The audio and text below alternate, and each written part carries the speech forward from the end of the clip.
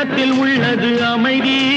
இன்பத்தில் துன்பம், துன்பத்தில் இன்பம், இறைவன் வகுத்த நியதி. சொல்லுக்கு செய்கை பொன்னாகும், வரும் துன்பத்தில் இன்பம் பட்டாகும்.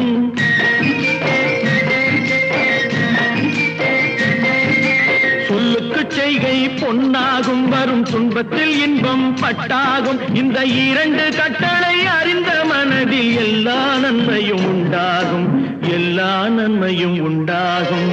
ஆறு மனமே ஆறு, அந்த ஆண்டவன் கட்டளை ஆறு.